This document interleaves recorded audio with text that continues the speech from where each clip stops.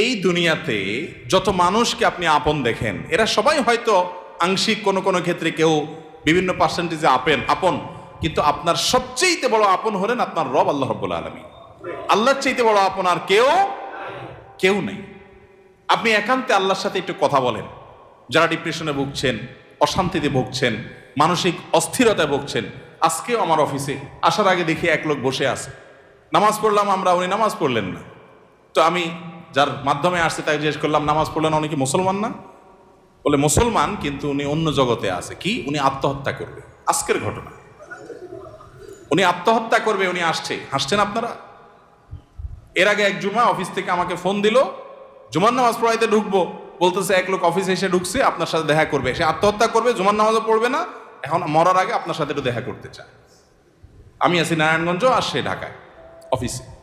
ভাইরা আমার, আপনারা হাসছেন? ঘরে ঘরে অশান্তির সমুদ্র চলছে, ঘরে ঘরে মানুষের মধ্যে অশান্তির মধ্যে হাবুডুবু খাইতেছে।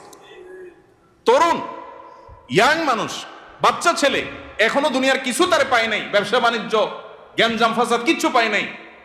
কলেজ ইউনিভার্সিটিতে পড়ে, সেখানে শতাধিক ছেলে এক বছরে আত্মহত্যা করে ফেলতেছে।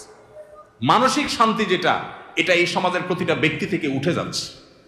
প্রত্যেকটা মানুষ অস্থির। এর মূল এবং প্রধান কারণ হলো এই কলব এবং অন্তরে যে জিনিসটাকে ঢুকানো দরকার ওটা না ঢুকাইয়া ভুলটারে ঢুকাইয়া বসে আছে, ইনস্টল করে নিছে দুনিয়াকে। দুনিয়া ছাড়া আর কিছু তার মাথায় নাই। একজন যুবক, তিনি কোনো মেয়ের সাথে অবৈধ সম্পর্কে জড়িয়েছেন, হারাম সম্পর্কে জড়িয়েছেন, সেটা একটা বিষয়, কিন্তু সেই মেয়ে তার সাথে ধরুন মানে কথা রাখে নাই, সে আরেকজনের সাথে ভেগে গেছে বা অন্য কোথাও তার বিয়ে হয়েছে।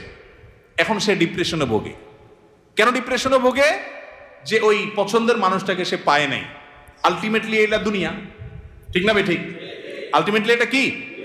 তার অন্তরে যদি আল্লাহকে স্থান দিত, আল্লাহকে যদি সবচেয়ে বেশি ভালোবাসতো, আল্লাযীনা আমানু আশাদ্দু হুব্বাল, তার অন্তরে যদি আল্লাহর সাথে মহব্বত সবচেয়ে বেশি থাকতো, আল্লাহর সন্তুষ্টিটাকে সবকিছুর উপর যদি প্রায়োরিটি দিত, তাহলে এরকম কেউ তার জীবন থেকে চলে গেছে, কেউ আসছে, কোনো দোস্ত নারাজ হয়ে গেছে, কিছু টাকা লস হয়ে গেছে, একটা ব্যবসা ছুটে গেছে, কিছু ক্ষতি হয়ে গেছে, এগুলোর কোনোটি তার জীবনে কোনো প্রকার প্রভাব ফেলতো?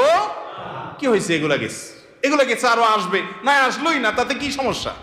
আমাকে তো আল্লাহর কাছে যেতে হবে, কিয়ামতের ময়দানে দাঁড়াতে হবে, সারা জীবনের হিসাব দিতে হবে। আমি সেই জায়গা কি হিসাব দিতে পারবো, সেই জিনিসটা আমি ঠিক রাখতে পেরেছি কিনা, এটাই হলো আমার মূল গোলের জায়গা, এটা হলো মূল টার্গেটের জায়গা। এইভাবে যদি আপনি ভাবেন, তাহলে আপনার মধ্যে ডিপ্রেশন ইনশাল্লাহ এমনিতেই দূর হয়ে যাবে। মোহতারাম হাজরিন, অতএব সম্পদ উপার্জন করেন, ব্যবসা বাণিজ্য করেন এবং জাগতিক কাজ করেন, এতে কোনো সমস্যা নাই, কিন্তু অন্তরে দুনিয়াকে নয়, আল্লাহকে স্থান দেন। এবং এই স্থান দিতে গিয়ে আপনাকে স্যাক্রিফাইস করতে হবে। কি স্যাক্রিফাইস? ওই যে সৎ পথে চলবেন, হক হালালি চলবেন, টাকা পয়সা বেশি হবে না। অন্যরা তো দূরের কথা, নিজের আপন মা বাবার কাছেও দাম পাবেন না, ভাই বোনের কাছে দাম পাবেন না, বইয়ের কাছেও হয়তো দাম পাবেন না, ছেলে মেয়ের কাছেও হয়তো দাম পাবেন না, বন্ধু বান্ধবের কাছেও দাম পাবেন না, এলাকার ইমাম সাহেব, খতিব সাহেব, হুজুর সাহেবের কাছেও দাম পাবেন না, কারণ পয়সা নেই।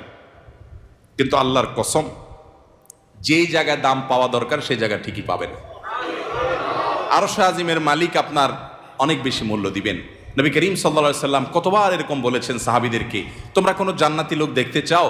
বলি ইয়া রাসূলুল্লাহ, দেখতে চাই। একটা লোক চলে যাচ্ছে সামনে দিয়ে, তিনি জিজ্ঞাসা করেছেন, এই লোকটা সম্পর্কে তোমাদের কি ধারণা?